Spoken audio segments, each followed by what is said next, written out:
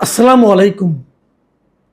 প্রিয় দর্শক, তুফাইল আহমেদ মারা গেছেন একদিন হলো এবং ওনার মৃত্যুকে কেন্দ্র করে ওনার মৃত্যুর পরে যা যা ঘটনা ঘটছে এগুলো আমি সবিস্ময়ে খেয়াল করছি এবং আমার মাঝে মাঝে মনে হচ্ছে আমাদের সমাজটা আসলে কোন দিকে যাচ্ছে। সোশ্যাল মিডিয়ায় আমি যে সমস্ত রিয়াকশন দেখেছি, যখন ওনার মৃত্যুর সংবাদটা কোনো পত্রিকায় প্রকাশিত হয়েছে, সেই পত্রিকার যে ফেসবুক পেজ, সেই পেজে নানা ধরনের রিয়াকশন এবং কিছু রিয়াকশন ছিল মানে এতটাই আপত্তিকর রিয়াকশন।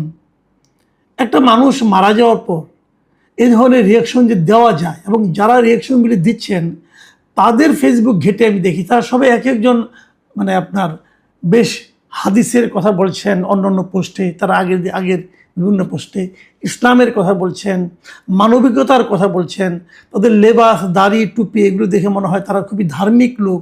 কিন্তু আমি বুঝতে পারলাম না যে একজন মুসলমান মারা যাওয়ার পর তারা এ ধরনের মন্তব্য কি করে করতে পারলেন।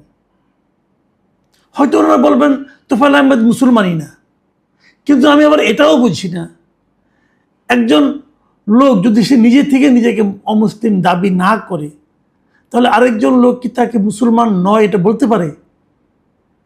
এটা বলার এখতিয়ার কি আল্লাহ কাউকে দিয়েছেন? এবং যে সমস্ত অশ্লীল কথাবার্তা মানে বিশ্বাস করেন আমার আমি ভাবতে আমার বিশ্বাস হচ্ছিল না যে আমাদের দেশের নাগরিকদের মধ্যে এত সংকীর্ণতা, এত নীচতা কিভাবে থাকতে পারে। কতগুলো ঘটনা ঘটেছে। প্রথম জানাজাটা হয়েছে ধানমন্ডির তাকওয়া মসজিদের এখানে আবার দেখেছি যে উনি মারা যাওয়ার পর ওখানে আবার কেউ কেউ জয় বাংলা স্লোগান দিয়েছেন। দিতে পারেন এই কারণে আমি মনে করি যেটা তোফায়েল আহমেদের রাজনীতিটা কি ছিল। তোফায়েল আহমেদের রাজনীতি কিন্তু ছিল জয় বাংলারই রাজনীতি। আর তাছাড়া জয় বাংলাতে কোনো নিষিদ্ধ স্লোগান নয়। জয় বাংলা কি এমন স্লোগান যা দিলে আপনার ওজন নষ্ট হয়ে যাবে? তো যদি কেউ জয় বাংলা বলেন তো তাতে ক্ষিপ্ত হওয়ার কি আছে, তাতে রাগান্বিত হওয়ার কি আছে? আপনি আপনার দলের স্লোগানটা দেন। তারা একটা স্লোগান দিচ্ছে, এই স্লোগানটা আওয়ামী লীগের স্লোগান। এটাও তো আওয়ামী লীগ যদি দাবি করে, এই দাবিটা তো আমি অন্যায় মনে করব। আমাদের মুক্তিযুদ্ধের সময় তো এই স্লোগান দিয়ে মুক্তিযুদ্ধ হয়েছিল। ওরা তো আওয়ামী লীগের লোক ছাড়া আরও অনেক দলের লোক ছিল, অনেক নির্দলীয় লোকও ছিল, তারাও কি স্লোগানটা দেয়নি? দিয়েছে। এটা কি বাংলা নয়? আপনি যে ভাষাটা বলি, আমরা কি পূর্ব বাংলার ভাষায় কথা বলি নাকি বাংলা ভাষায় কথা বলি? তো এখন পশ্চিমবঙ্গ একটা থাকতে পারে, যেমন কোরিয়া, দক্ষিণ কোরিয়া আছে, উত্তর কোরিয়া আছে। তো তারা যদি জাতি হিসেবে বলে আমি কোরিয়ান, কোনো সমস্যা আছে? তো এইটা নিয়ে আপনি এত উত্তেজিত হচ্ছেন কেন? হচ্ছেন এই কারণে, এই স্লোগানটা ছিল আমাদের মুক্তিযুদ্ধের স্লোগান। এই স্লোগানের মাধ্যমেই দেশের একদম সাধারণ মানুষের হাতে এই স্লোগানের মাধ্যমে তারা জোর পেয়েছে, যে বল পেয়েছে, যে উদ্দীপনা পেয়েছে, তার মাধ্যমে পাকিস্তানি বাহিনীকে তারা পরাজিত করতে পেরেছে। এবং এই পাকিস্তানি বাহিনীর পরাজয়কে, এই পরাজয়ের কারণে যাদের মনে হৃদয়ে বেদনা তৈরি হয়েছে তারা এই স্লোগান দেখলে ক্ষিপ্ত হতে পারেন। আজকে জিয়াউর রহমানের কথা আমি বলি, বিএনপি প্রতিষ্ঠাতা নিজেও কি জয় বাংলা স্লোগান কখনো দেননি? ওনাকে কি গান পয়েন্টের স্লোগানটা দেওয়ানো হয়েছিল? উনি নিজে থেকে দিয়েছেন। তো তার দলের লোকই বা এতে ক্ষিপ্ত হয় কেন? এটা কোনো দলীয় স্লোগান নয়। আপনাদের এভাবে ভাবতে হবে তোফায়েল আহমেদের অবদানটা কী ছিল। আমরা 69-এর গণ অভ্যুত্থানের কথা জানি। 69-এর গণ অভ্যুত্থানটা এমন ছিল যে সেই অভ্যুত্থানের কারণে কিন্তু আগরতলা মামলায় যে বঙ্গবন্ধু শেখ মুজিবুর রহমানকে গ্রেপ্তার করা হয়েছিল, তার জন্য ফাঁসির আয়োজন করা হয়েছিল, সেখান থেকে আইয়ুব সরকার তাকে মুক্তি দিতে বাধ্য হয়। এবং অনেকে একথাও বলে থাকেন 69-এর সে গণ অভ্যুত্থানটাই ছিল আমাদের স্বাধীনতার সূতিকাগার বলতে পারেন আপনি। সেখান থেকে আমাদের স্বাধীনতার বীজটা বপন করা হয়েছিল। এই হয়তো অনেকে আরও আগের কথা বলবেন, আগে সে 52 ভাষা আন্দোলনের কথা বলবেন, তবে যুক্তফ্রন্টের নির্বাচনের কথা বলবেন, কিন্তু প্রথম স্বাধীনতার কথাটা, প্রথম বাংলার স্বাধিকারের কথাটা, জয় বাংলা কথাটা, এটা কিন্তু 69-এ প্রথম উচ্চারিত হয়েছিল। এবং সেই পুরো আন্দোলনের শীর্ষস্থানে ছিলেন এই তোফায়েল আহমেদ।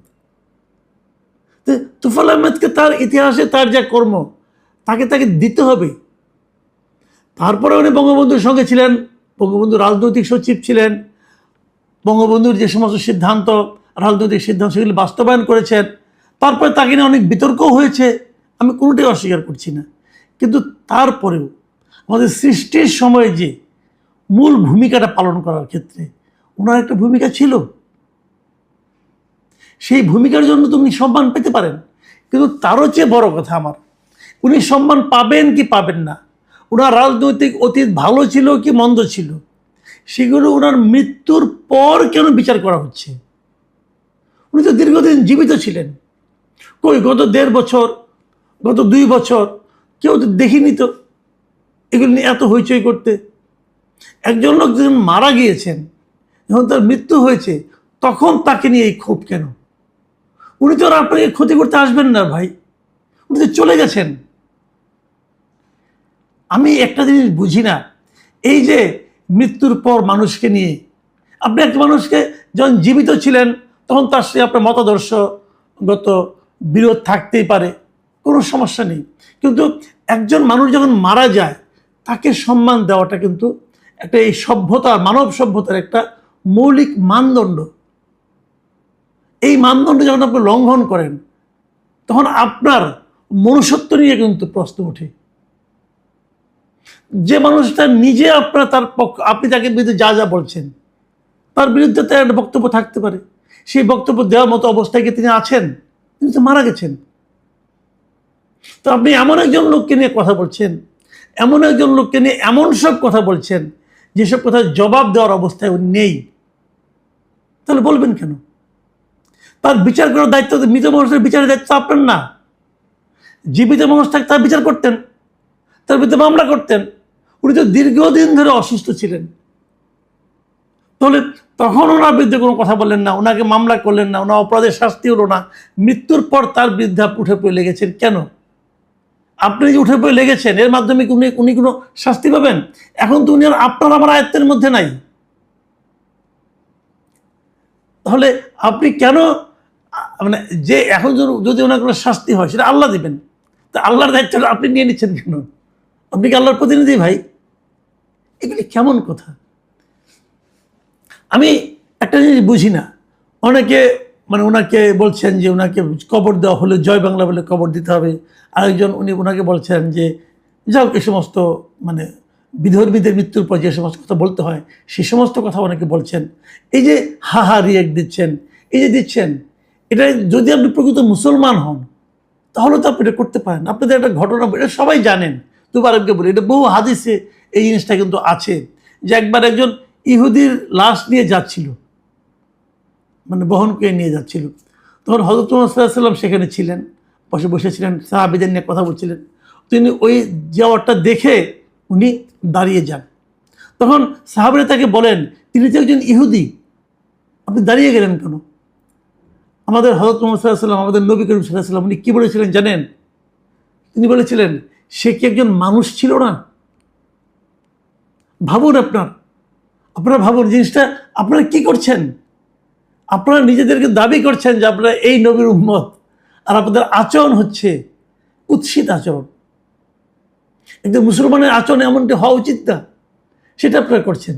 করে কি অর্জন করছেন? এখন আমি মূল পয়েন্টে আসি, আপনি কি অর্জন করছেন? আপনি কিছুই অর্জন করছেন না। আপনি সাধারণ মানুষের, নিরীহ মানুষের ঘৃণা অর্জন করছেন। দেখুন, আমি একটা কথা বলি, আমি নিজেও আওয়ামী লীগ আমলে অনেকগুলি বিষয় নিয়ে বলেছিলাম। একবার একজন ছাত্রদলের এক নেতা তার মায়ের জানাজায় গিয়েছিল, তার হাতে পায়ে বেরি লাগানো ছিল, এটা নিয়ে আমি প্রশ্ন তুলেছিলাম। এগুলো কিন্তু আমি বলেছি, কাকে কোথা থেকে গ্রেপ্তার করে নেওয়া হয়েছে এগুলো নিয়ে বলেছি। আজকে দেখলাম যে এক আওয়ামী লীগের আমার এক বন্ধু সহকর্মী, উনি তোফায়েল আহমেদের জানাজার বিরাট এক ছবি দিয়েছেন, ছবি দিয়ে বলছেন এত প্রচারণা সত্ত্বেও কত লোক হয়েছে দেখেন। দেখুন, লোক সংখ্যা আসলে অবশ্যই একটা বিষয়, কিন্তু বেশি লোক হয়েছে ওনার প্রতি বেশি মানুষের ভালোবাসা থাকতেই পারে, তার মাধ্যমে কিন্তু দলের কিছু আসা যায় না, রাজনীতির কিছু জয় পরাজয় হয় না। আপনি কি মনে করেন খালেদা জিয়ার জানা যায় যে বিপুল লোক হয়েছিল, সবাই কি বিএনপি করে নাকি? এখানে যারা কোনো রাজনৈতিক দল করে তারা যায়নি, যারা আওয়ামী লীগ করেন তারাও কি কেউ যায়নি জানাজা অংশ নিতে? ভাই জানাজা যখন কেউ অংশ নিতে যায়, সে কি তার রাজনৈতিক পরিচয় নিয়ে যায় নাকি ধর্মীয় পরিচয় নিয়ে যায়? যিনি আওয়ামী লীগ করতেন, যিনি আওয়ামী লীগ করেন, তিনি কি মুসলমান না? তাহলে যেতে অসুবিধা ঠিকই। আবার ওটা দেখে একজন দেখলাম, ওই ছবির নিচে যিনি লিখেছেন দেখেন কত লোক হয়েছে গিয়েছে, তোর নিচে আবার দেখলাম একজন মন্তব্য করছে, সম্ভবত তিনি বিএনপির একজন সমর্থক হবেন। তিনি বলছেন যে এখন তো কোনো কাউকে এই ধরনের সমাবেশে অংশ নিলে গ্রেপ্তার করা হয় না, আগে তো গ্রেপ্তার করা হতো। এটা কিন্তু ঠিক, গ্রেপ্তার। আমারই এক বন্ধু, আমারই খুবই এক ক্লোজ বন্ধু, উনি নিজেও বিএনপি রাজনীতি করতেন না, বাট ওনার ভাইরা বিএনপি করতেন।